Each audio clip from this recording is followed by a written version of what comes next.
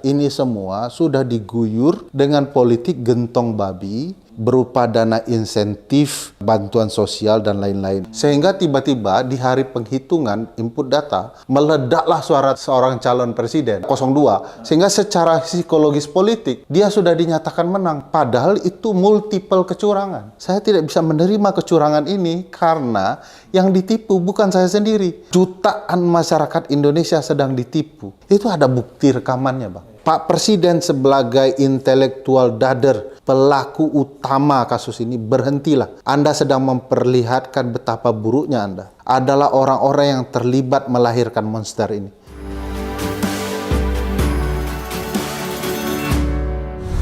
Selamat datang di channel Abraham Samad Speak Up. Seperti biasanya, hari ini saya menghadirkan tamu yang luar biasa. Assalamualaikum. Waalaikumsalam. Bung Ferry Amsari, ahli hukum tata negara dari Universitas Andalas.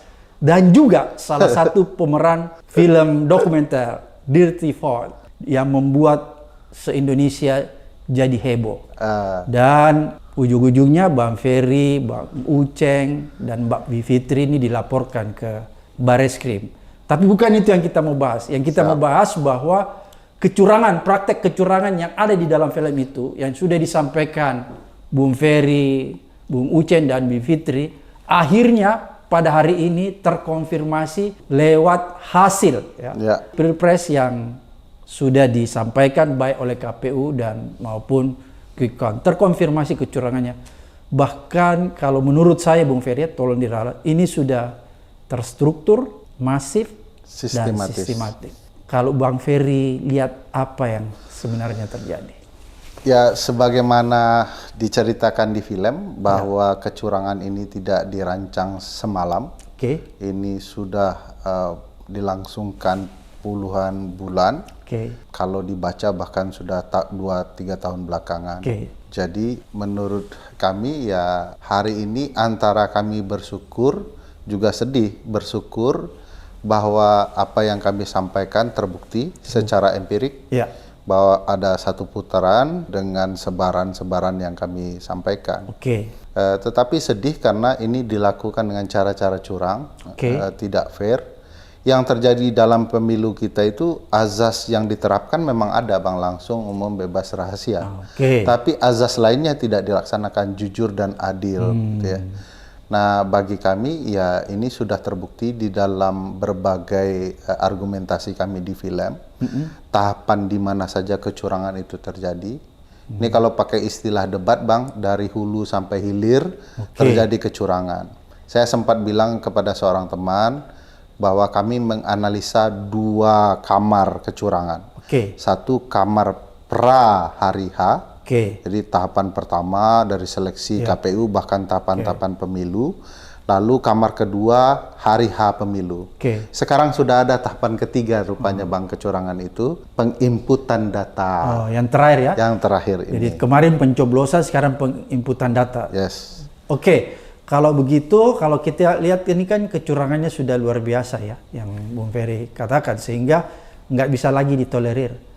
Tapi kan kelihatannya orang selalu melokalisir ya, bahwa nanti di daerah mana yang curang itu bisa diulang. Tapi kan kalau menurut saya ini kecurangannya sudah terstruktur, sistematis, dan masif ya, sehingga harusnya dilakukan pemilu ulang. Kalau di benak saya seperti begitu. Iya, misalnya soal double vote ya, Bang, dia coblos 2 kali, orang yang sama, begitu ya.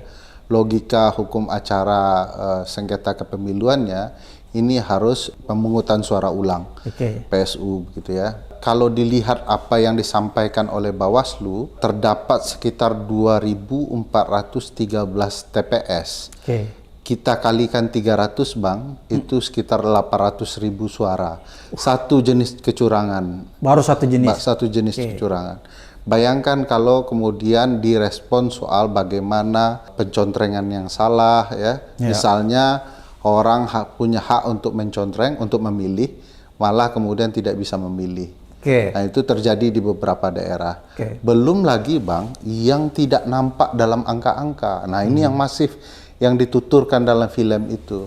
Bahwa kecurangan itu berupa politik uang, penekanan aparat, pemaksaan oleh petugas, ancaman kepada kepala desa, itu Bang, kalau kita lihat di formulir C hasil, seolah-olah normal Bang. Karena kecurangannya sebelum itu. Abang misalnya sebagai pemilih diancam oleh orang tertentu, Abang harus milih ini. Nah, katakanlah Abang warga biasa bilang, ya saya takut keluarga saya harus milih. Nah, yang terlihat di C hasil normal 1 suara Bang. Tetapi itu dengan ancaman. Itu kecurangan yang terjadi sebelum hari H. Nah, ini yang banyak ditemukan. Misalnya, ini mohon maaf Bang, di kampung Abang, kami temukan seorang kepala desa yang kemudian diperintahkan untuk memastikan kemenangan. Karena ada ancaman aparat soal dana desa misalnya. Itu kan dampaknya bisa kemana-mana itu Bang. Jumlah suaranya bisa bentuknya tidak jelas. Mana angka yang kecurangan itu? Kami juga menemukan di Medan misalnya, kepala lingkungan yang diancam bahwa kemudian dia harus memasang poster, baliho dengan dana gajinya sendiri. Ada juga yang di dalam film diceritakan kepala desa yang kebingungan. Tiba-tiba kubu Capres X datang melalui birokrat, di siangnya kubu partai Y datang dengan polisi begitu ya. Nah, ini yang membuat mereka kebingungan apa yang mereka harus lakukan. Di titik ini kecurangan Bang, tapi hasilnya terlihat normal. Itu masif terjadi. Jadi kalau Abang mendalilkan apa yang terlihat saat ini harus pemilu ulang, ya memang terjadi. Faktanya memang kita tidak bisa menghitung apakah pemilu ini dilaksanakan dengan jujur dan adil. Seperti yang kita lihat di beberapa media, bahkan ada misalnya orang tua ya yang harus dipandu oleh petugas TPS. Sebenarnya misalnya dia ingin memilih, mencoblos 01, tapi diarahkan menjadi yang kita lihat ya, dia joblos 02. Itu kan juga salah satu bentuk kecurangan ya. Itu bentuk kecurangan dan itu arahnya akan PSU. Tetapi ada data misalnya yang menarik Bang, dari teman-teman abilitas ya. Dia mengatakan data anggota disabilitas itu sekitar 8 juta. Tetapi yang ditulis di dalam oleh KPU hanya 1 juta. Ini berkaitan dengan kewajiban KPU menempatkan huruf braille di dalam pemilihan. Sehingga ketika masuk bilik suara, mereka tidak perlu dituntun. Sehingga dialah dan Tuhan saja yang tahu siapa yang dia pilih. Nah, kalau ada penuntun, gawatnya kan Bang, kalau yang diminta itu yang dia coblos. Kalau kemudian salah satu pelaku kecurangan adalah orang yang menuntun, kan akan ada sejumlah 8 juta pemilih disabilitas yang dicurangi suaranya. Tidak hanya merusak keterwakilan yang dia inginkan, juga kemudian merusak konsep kepemiluan yang jauh lebih besar. Belum lagi ada juga modus, salah satunya misalnya begini Bang Ferry. Dia mendapat suara 86, kemudian ditambahkan jadi 866. Itu kan salah satu bentuk juga ya? Itu luar biasa Bang. Kecurangan, ketidaksiapan KPU, prinsip-prinsip penyelenggaraan pemilu yang dilanggar, itu hancur semua. Contoh Bang, logika sederhana Bang. Satu TPS itu maksimumnya 300 Bang.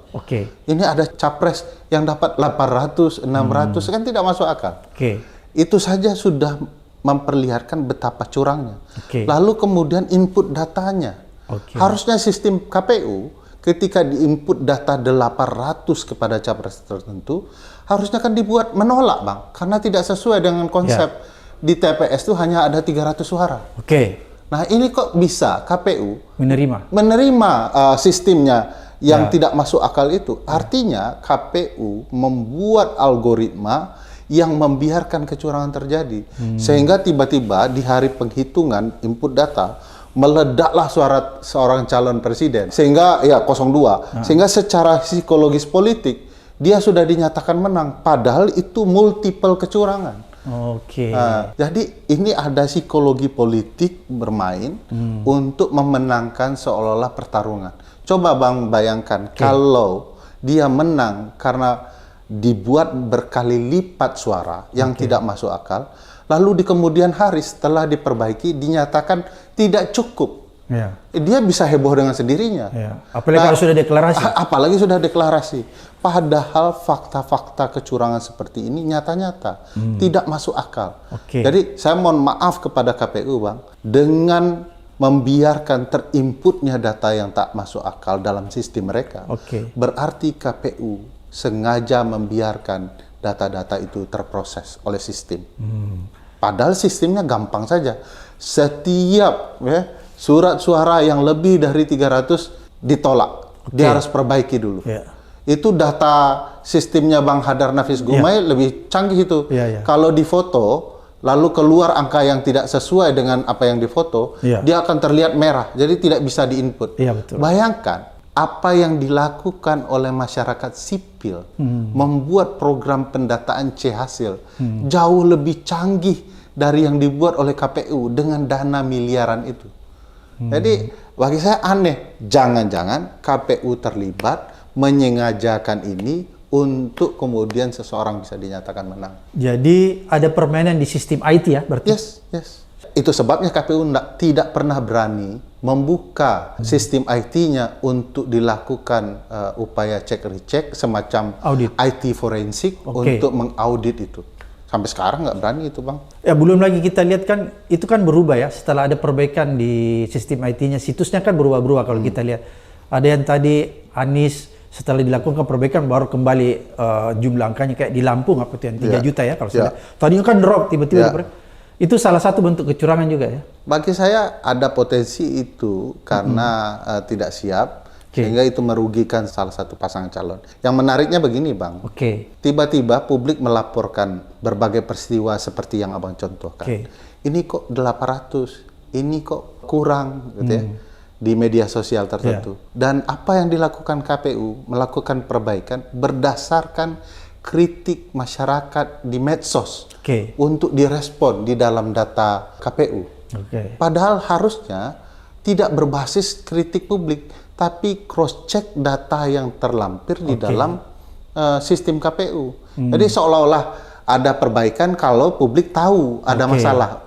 Perbaiki. Bagaimana dengan data yang publik tidak tahu? Nah, jadi masih banyak hal yang sedang disembunyikan KPU, tidak terbuka, dan sekedar minta maaf dalam konteks ini tidak cukup. Ini sudah melakukan penipuan yang serius, di mana orang sudah mendeklarasikan diri seolah-olah menang, tapi angka sangat potensial terjadi 2 putaran. Jadi ini semacam penipuan ya, kejahatan. Bagi saya ini disengaja, Bang. Bu Ferry, kalau begitu, kalau saya lihat apa yang sudah terjadi ini kan, kita bisa melihat bahwa sebenarnya memang ada sesuatu yang dirancang di KPU, sistem IT-nya yang mungkin itu terkonfirmasi dengan kampanye yang selama ini digaungkan 1 putaran. Kalau kita melihat sistem IT-nya kan tadi ya. Tapi rupa-rupanya ya namanya kejahatan itu kan nggak pernah sempurna ya, ada saja. Oleh karena itu, kalau misalnya ini terus terjadi, Bung Ferry ya, nanti kan pada akhirnya akan ada yang namanya real count kan. Apakah misalnya real count yang akan dikeluarkan oleh KPU, kita bisa menerimanya? Padahal kita sudah tahu dengan sangat jelas bahwa sistem IT dia itu adalah sistem IT yang bisa diatur-atur. Buktinya tadi yang Bung Ferry katakan. Apakah kita bisa menerima real count nanti yang disampaikan oleh KPU itu? Saya harus bawa ke personal saya. Saya pribadi sulit menerima. Bagaimana proses yang sudah bertahun-tahun punya masalah tidak diperbaiki sampai hari ini. Dan kita baru tahu betapa rusaknya sistem KPU di hari H.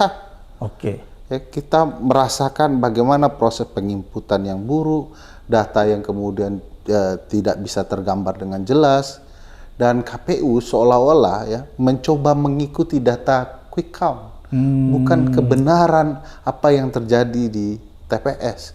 Nah ini bagi saya problematika, Bang. Bagaimana saya bisa percaya? Kalau jangan sampai kita dibuat atau disudutkan demi kemudian negara dalam keadaan aman, bahwa berjiwa besarlah untuk menerima hasil. Saya tidak bisa menerima kecurangan ini karena yang ditipu bukan saya sendiri, tetapi jutaan masyarakat Indonesia sedang ditipu. Kalau mau kasar, tidak hanya pemilih yang ikut, seluruh rakyat Indonesia sedang ditipu.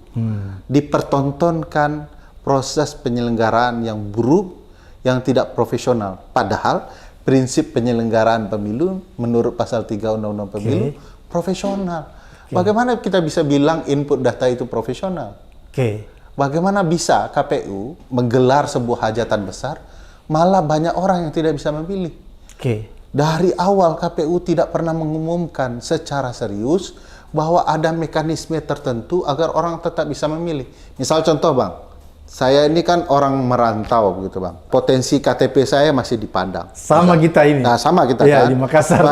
Dari Makassar. Ya. Kenapa tidak ada mekanisme seseorang bisa dengan mudah menggunakan sistem yang ada, melaporkan bahwa dia pindah memilih? Betul. Kok nggak ada, Bang? Dikasih 4 hari sebelumnya finalnya. Sampai saya gagal. Apa gagal? Saya berhasil ya. Jadi saya berhasil untuk berproses, tapi itu pun diperjuangkan.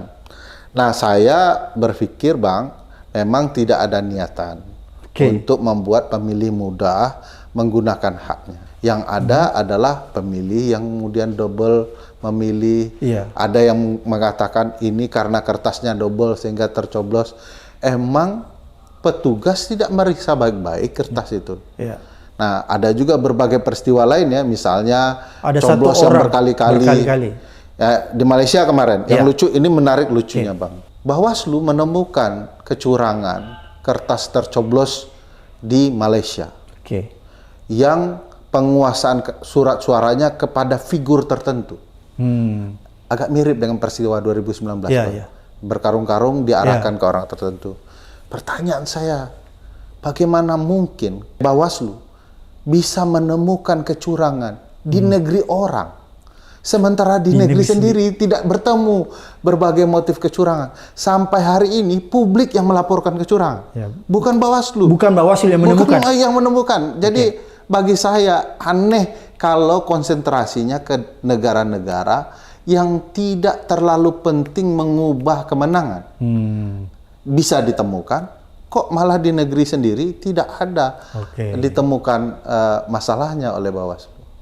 Kalau begitu Bung Ferry, ini kan kita sedang berhadapan dengan penyelenggara pemilu dan pilpres. Naga-naganya kalau kita melihat seperti ini, kita sudah bisa memastikan bahwa pemilu ini kan nanti menghasilkan kecurangan. Dan saya sependapat dengan Bung Ferry. Secara pribadi sebagai warga negara, saya akan menolak. Saya menolak hasil pemilu. Saya tidak akan menerima hasil. Saya tidak akan menerima dan saya tidak ikhlas menerima karena dengan sepengetahuan saya yang saya miliki bahwa terjadi kecurangan yang tidak bisa ditolerir. Oleh karena itu, Bung Ferry, kalau kita berkaca dari hasil data yang real, ini kan sebenarnya belum bisa dikatakan ada paslon yang bisa dinyatakan sudah menang, walaupun sebentar ya, belum bisa ya. Kan kalau kita lihat quick count itu kan hasil sementara. Belum lagi kalau kita melihat sampel yang dipakai kurang lebih 2000 TPS. Apakah itu 2000 TPS bisa disebut sebagai mewakili 1 juta TPS? Kan enggak, kalau representasi kan. TPS kita itu kan 804.000 TPS. Kalau 20.000 belum menceritakan apapun. Itu sebabnya ketika KPU membiarkan salah satu pasangan calon berdeklarasi, padahal dari versi quick count, bukan versi resmi, itu selain terburu-buru, mengesankan penyelenggara tidak mengingatkan peserta. Padahal dia punya kewenangan. Dia punya kewenangan, harus dia bisa mengingatkan. Belum waktunya Anda untuk mengumumkan. Dan dia bisa menyampaikan berbeda di depan publik, bahwa apa yang disampaikan oleh satu pasangan calon tidak merepresentasikan apapun. Sebagai penyelenggara dia bisa sampaikan. Tetapi kan mereka membiarkan. Jadi agak ada motif ya, saling merelakan satu sama lain, terutama kepada capres tertentu untuk menyatakan kemenangan. Yang bagi kita yang belajar hukum dan politik di kampus mengetahui ini gertak untuk memperlihatkan bahwa kalian menyerah saja, kami sudah menang, dan ini merusak psikologis publik pemilih. Dihitung belum, tapi sudah ngaku, kan begitu. Sama dengan salah satu kuasa hukum capres tertentu, 02 misalnya, ketika belum nonton Dirty Vote sudah buat konpres, kurang lebih begitu. Hasilnya belum ditonton, bukti-bukti belum valid, tapi sudah dikeluarkan pernyataan, dan itu yang terjadi. Saya juga tidak melihat. Itu ada aliasnya itu Bung Ferry, kalau alias goblok. Ya, bagi orang hukum itu sangat sangat bermasalah, fatal betul.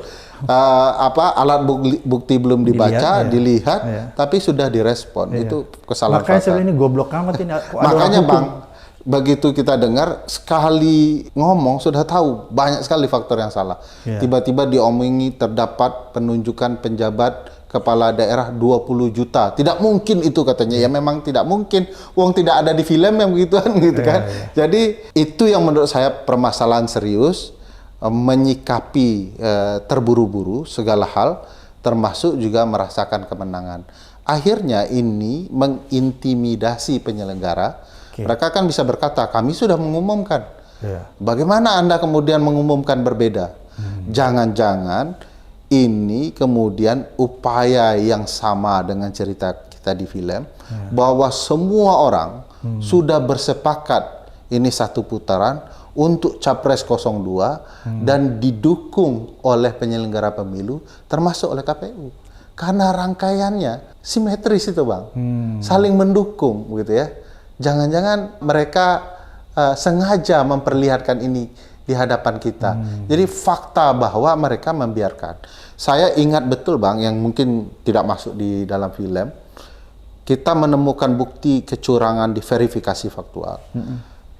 Pimpinan KPU berpidato di hadapan seluruh penyelenggara pemilu di daerah.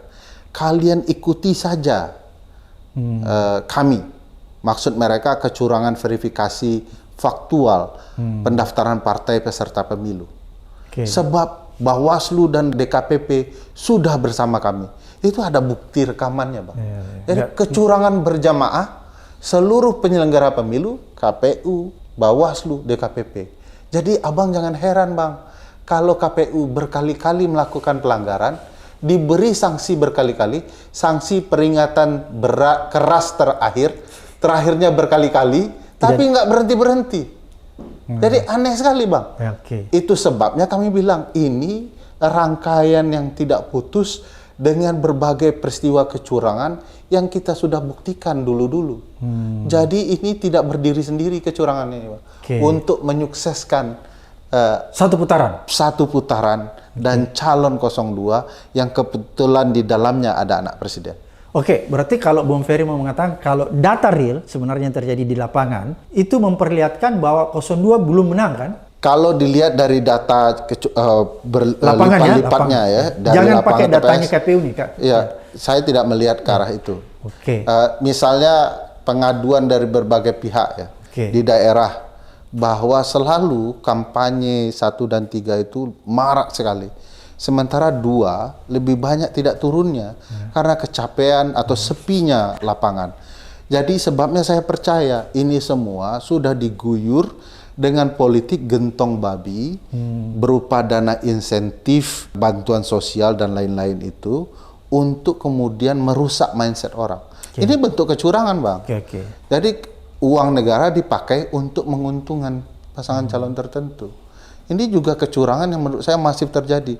Abang harus ketahui dana bansos per 2023 yang digucurkan paling banyak 4 bulan menjelang pergantian tahun, artinya dekat pemilu, itu semuanya per tahun itu 440-an triliun. Dan kemudian ditingkatkan di 2024 dan sebagian dikucurkan menjelang Februari. Padahal 2023 dikucurkan akhir tahun, ini dikucurkan di awal tahun. Apa tujuannya? Yang menjelang pemilu itu. Dana BLT, Bang, dirapel di bulan awal Februari. Jadi ini kecurangan yang sudah terlihat, hanya kita tidak sedang mengakui kebenaran apa yang dilihat oleh mata kita. Kita mencoba, para pendukung Pak Jokowi dan Pak Prabowo ya, mendenial kebenaran ini hanya karena cinta kepada calonnya. Padahal kalau mereka mau jujur soal pertarungan yang fair, mereka sudah tahu ini tidak fair gitu ya. Wasit sudah berpihak, dana negara sudah berpihak, aparat sudah berpihak, lalu kita dipaksa untuk menerima kecurangan yang begitu telanjang di depan mata. Denial of justice. Denial of justice. Bung Ferry, saya mau kembali ya. Kemarin kan Bung Ferry jelaskan tentang ada beberapa PJ gubernur, PJ bupati, itu ada di sini yang buat heboh ya. Berapa jumlah daerah? Apakah itu kemarin terkonfirmasi bahwa seluruh daerah tempat yang PJ Gubernur maupun PJ Bupati atau Kota, itu semua dimenangkan oleh paslon nomor 2. Kalau itu mudah dijawab, Bang. Oke. Jadi mudah menjawabnya begini, apa yang keluar di data quick count, Oke. semua wilayah di Indonesia biru muda, sesuai dengan jalur peta yang kita jelaskan, baik di PJ Gubernur maupun Wali Kota Kabupaten. Hanya beberapa daerah yang sudah diprediksi perlawanan agak lebih terengginas ya, karena memang publik ikut mengawasi proses. Nah, 4 daerah kalau saya tidak salah, 4 provinsi itu memang tidak akan signifikan mengubah apapun dari cerita kami di film itu. Karena semua memang wilayah sedang dipaksakan menang. Itu sebabnya kami cerita, ini tidak mudah sampai 50% lebih, karena dibutuhkan sebaran yang sungguh-sungguh untuk itu. Contoh kasus Pak SBY. Dan itulah yang dilakukan oleh orang-orang ini. Dan sekali lagi dengan tidak bermaksud sombong diri akademik, saya mengatakan film itu belum mampu dibantah oleh pihak-pihak tertentu soal kebenarannya. Oke, berarti terkonfirmasi ya daerah-daerah itu. Bagaimana dengan daerah yang baru dimekarkan? Terkonfirmasi juga? Terkonfirmasi juga, Pak. Dan kemudian inilah yang dijadikan sampel oleh quick count ya, daerah-daerah tersebut ya? Iya. Oke, kalau begitu berarti quick count ini cukup terlibat menipu kita juga ya? Quick count hanya mencoba melihat data di atas kertas. Mereka tidak melihat kebenaran di balik kertas. Nah, itu problematikanya. Kebenaran kertas dengan kebenaran realistis yang berupa keadilan itu tidak diungkap di dalam quick count. Ya, dia cuma lihat di laptopnya ya? Di laptop. Berarti angka-angka itu bisa jadi juga sebenarnya kalau kita mau selidiki lebih jauh, mungkin juga tidak diambil dari TPS-TPS yang kita perkirakan bahwa ada 2020. Mungkin enggak kan? Atau boleh dikatakan mungkin TPS-TPS siluman? Harusnya teman-teman quick count segera menceritakan metodenya. Dan kita bisa tahu apakah mereka ngambil sampel benar atau tidak. Kita juga bisa bertanya, kenapa sampel TPS ini tidak dipakai? Kenapa yang ini? Kenapa yang harus ini? Gitu ya. Nah, sejauh ini saya tidak melihat ada teman-teman quick count yang mengumumkan atau menjelaskan metode ilmiah yang mereka pakai dan sampel mana saja yang mereka gunakan untuk itu. Jadi mungkin mereka sendiri yang harus menjawab, Bang, kalau untuk fair ya, menjelaskan metodenya. Kalau begitu berarti bisa dipastikan bahwa hasil di quick count itu 100% tidak bisa dipercaya. Kalau saya, secara hukum kan tidak boleh dipercaya, Bang. Secara hukum mereka tidak bisa digunakan. Problematikanya adalah bahwa di balik bisnis quick count ini, mereka tentu saja punya keinginan menyukseskan calon tertentu. Ya. Tidak sedikit memang teman-teman pollster ya, yang baik, yang jujur, tetapi kan lebih banyak yang dipertanyakan. Oleh karena itu, mestinya ada upaya memperbaiki dan beradabnya pollster kita. Di beberapa negara maju, ketika pollsternya punya masalah, itu sudah tidak dipercaya oleh media dan publik. Kita kan tidak. Pollster yang kemudian bermasalah, lalu masih tetap digunakan dan dipakai oleh media. Padahal mereka punya catatan tetap dikutip ya? Tetap dikutip. Iya. Bu Ferry, ini kan sebenarnya kalau kita lihat ya, kemarin ketika quick count itu kan hampir seluruh media mainstream itu menyiarkan hasil quick count. Menurut saya harusnya kalau media mainstream ini juga punya kepekaan, kepekaan, dia harus menimbang-nimbang lah. Tidak boleh serta-merta ikut menyiarkan. Paling tidak dia menimbang-nimbang atau dia melakukan pembanding gitu ya. Misalnya quick count ini ada quick count lain juga kan, supaya lebih fair. Kira-kira bagaimana menurut ya, karena datanya di atas kertas, tentu teman-teman quick count ini, Bang, hanya melihat data di atas kertas. Dia tidak bicara perimbangan informasi. Dan sulitnya memang ada tradisi di beberapa negara maju yang demokrasinya sangat sehat. Quick count itu diumumkan oleh berbagai media. Tinggal publik yang akan men-sharing. Nah, ini timbul problematika khusus kita, politik kita. Politik kita itu mudah percaya dengan angka-angka, dengan berita media tanpa melakukan filterisasi. Mestinya menurut saya ada tanggung jawab moral teman-teman yang mengadakan quick count. Kapan dan apa perlunya bagi politik kita. Ini perlu dibicarakan. Tapi saya memang tidak menolak bahwa di banyak negara memang tradisi quick count ini terjadi. Catatannya Bang, itu negara yang demokrasinya sehat. Sehat.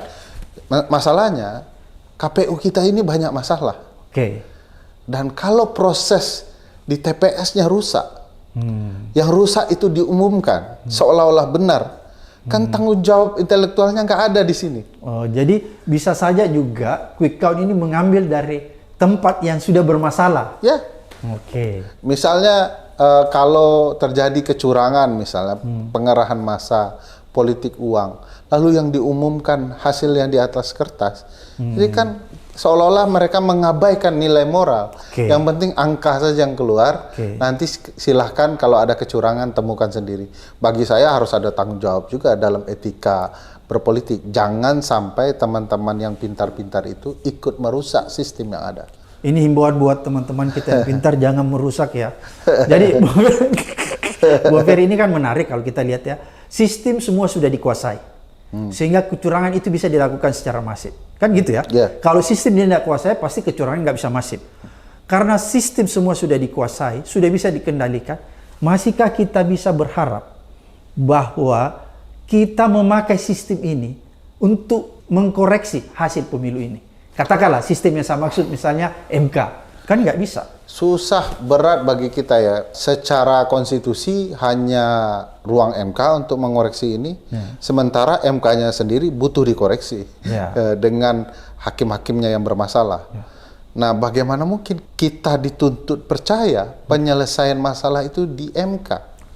Kan kita ketahui, presiden kemudian ikut terlibat dalam berbagai rekayasa, partai-partai tertentu ikut menentukan seseorang perlu didepak atau dimasukkan ke MK, lalu kita dipertontonkan kekacauan putusan, bagaimana anak presiden bisa dapat karpet merah gara-gara MK, undang-undang tidak diubah, MK lah yang membuat rekayasa itu.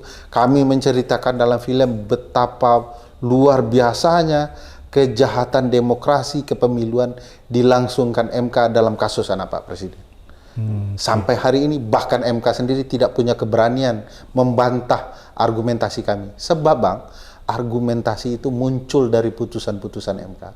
Nggak bisa dibantah. Putusan MK itu sendiri yang mengatakan betapa licik dan curangnya MK dalam perkara itu. Dan diperparah lagi, kita kemarin dapat kabar yang sangat menurut saya tidak bisa diterima akal sehat. Untuk kasus itu, dalam perkara itu, hanya Prof. Denny yang tidak boleh menjadi pemohon intervensi, penggugat intervensi. Jadi takut dengan Prof. Denny, begitu ya. Tetapi putusan sela untuk Pak Anwar Usman belum terjadi.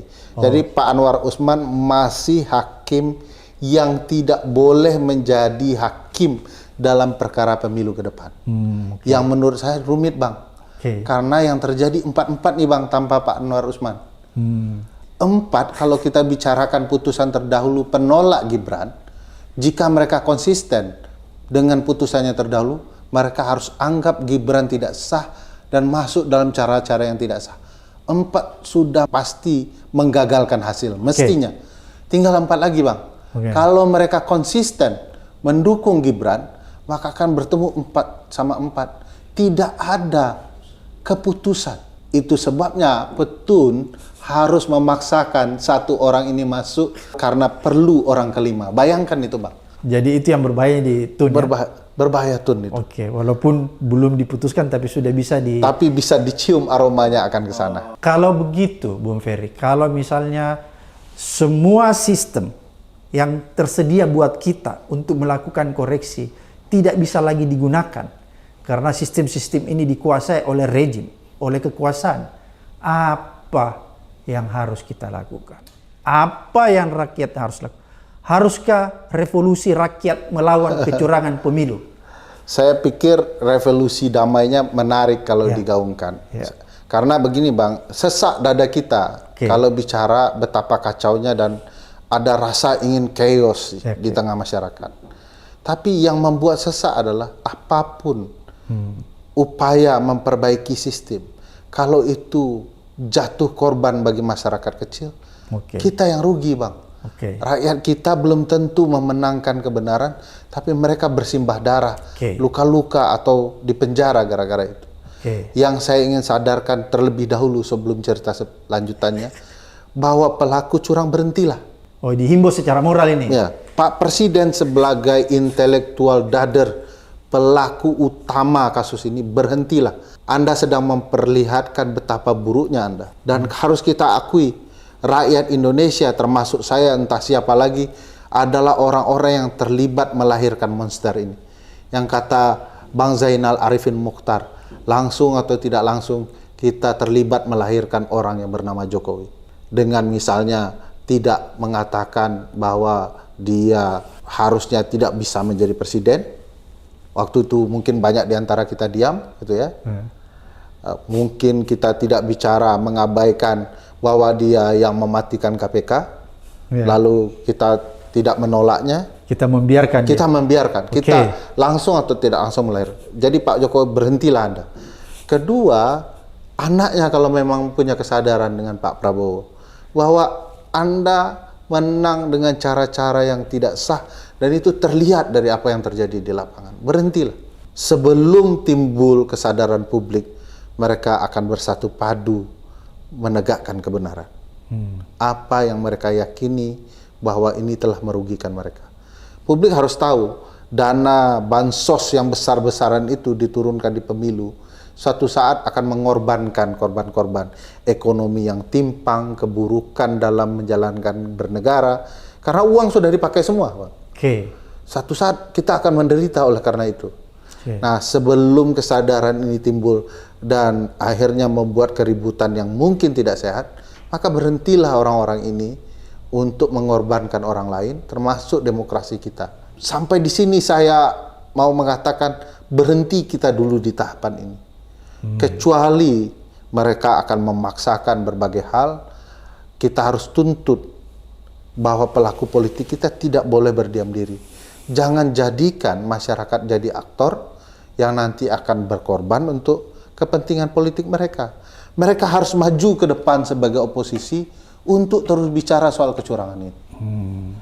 Sekarang, jadi jangan rakyat. Jangan rakyat saja. Artinya Bung Ferry mau katakan bahwa seharusnya para politisi yang ada di Senayan yang punya kewajiban itu yang harus melakukan upaya-upaya pemaksulan. Ya, misalnya PDIP, Pak. Sekarang masih jadi pemenang pemilu loh dalam pemilu. Mereka harus berani bicara, tidak sekedar bilang oposisi. Kalau memang ini patut di-impeach, impeach dong. Kalau kemudian mereka membiarkan ini, mereka itu kayak menunggu publik untuk bicara lebih marah lagi. Kan kesan yang mereka bergantung secara politik kepada kehendak dan amarah publik. Harusnya mereka lah yang ke depan dan publik bisa tahu siapa yang mereka harus dukung. Nah, menariknya dalam berbagai catatan sejarah, PDIP itu kalau jadi oposisi cukup tangguh dan berpihak kepada publik. Nah, kita mau nunggu ini peran PDIP. Jadi Bung Ferry ini sangat berkeinginan PDIP jadi oposisi, ya? Kan pemenang. Dan mereka sudah ditipu oleh orang yang bernama Jokowi, oleh Gibran yang merupakan kadernya. Yang kita cerita, mana ada di dunia presiden dari partai X majuin calon presiden dari partai Y. Jadi pengkhianatan apalagi yang kurang bagi PDIP. Bagi saya sudah jelas dan merusak sistem, mereka harus bicara. Maka kita mengimbau PDIP jangan diam. Jangan diam. Kalau memang bisa mengimpeach, lakukan. Lakukan. Jangan menunggu rakyat. Jangan menunggu rakyat saja. Rakyat juga harus tetap bergerak dan memperhatikan, tetapi partai-partai juga harus terdepan dalam hal ini. Berarti rakyat, kampus, guru besar yang selama ini melakukan gerakan moral itu tetap harus melakukan terus, ya? Karena ini sudah parah. Bagi saya tidak boleh guru besar satu waktu berteriak nyaring, di lain waktu mendem gitu ya. Jadi saya melihat banyak guru besar yang patut dijadikan contoh. Suara mereka terus nyaring dan mudah-mudahan ini selaras dengan kubu oposisi, dengan masyarakat lainnya untuk memastikan kebenaran bisa ditegak. Bung Ferry, kalau kita lihat ini kan kecurangan luar biasa. Apakah Bung Ferry bisa menyimpulkan bahwa kecurangan pilpres kali ini dan pemilu ini adalah kecurangan paling sadis dalam sepanjang sejarah pemilu kita. Ya, saya tidak melihat peristiwa yang sama di pemilu sebelumnya.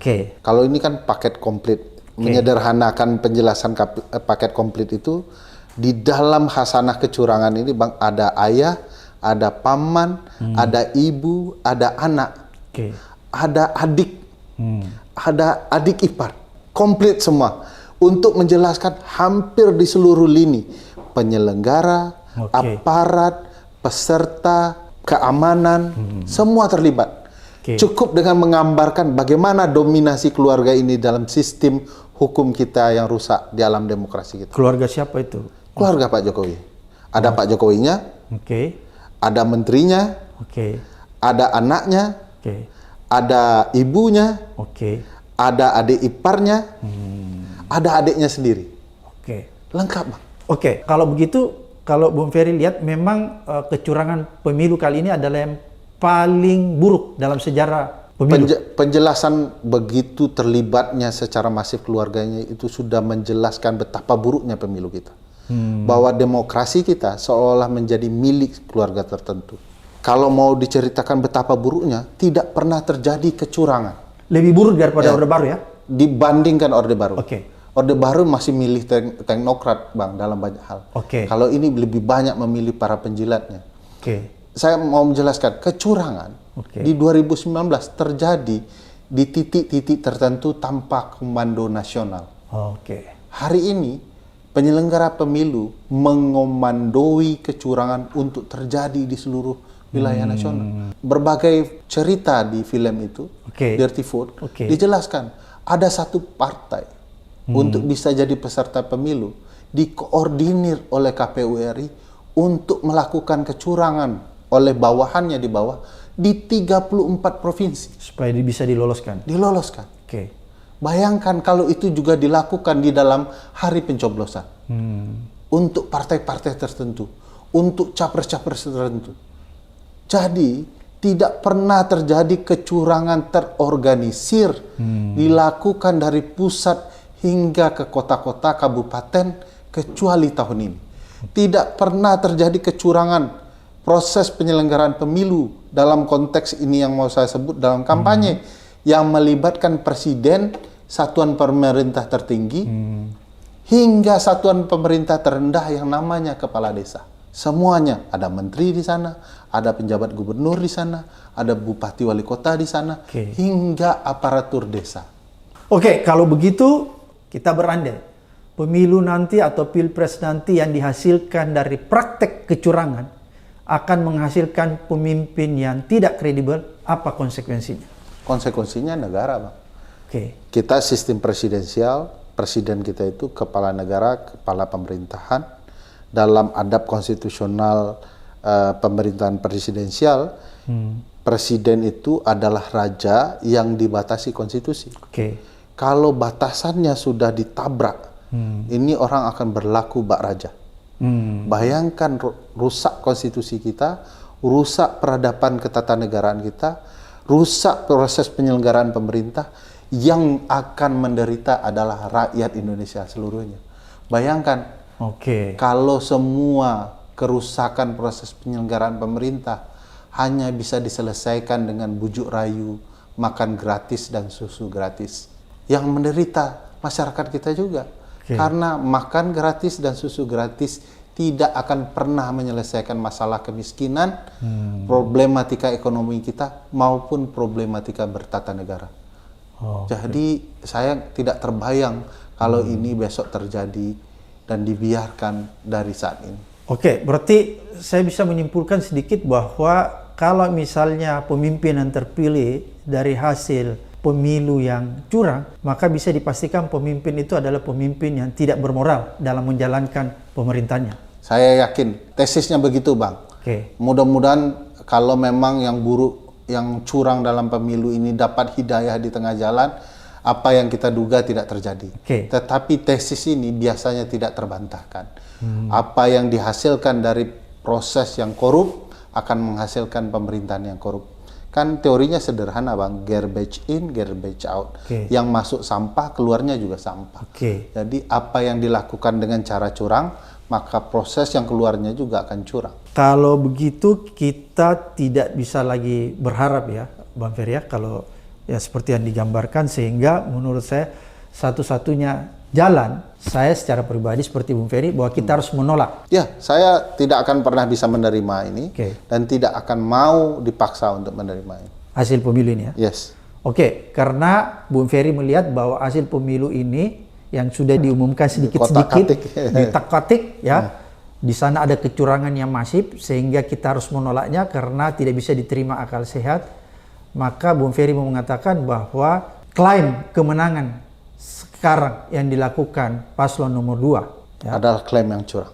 Klaim yang curang, dan data real mereka bukanlah pemenangnya. Data real tidak, bahkan data real pun tidak bisa diandalkan untuk membenarkan kemenangan.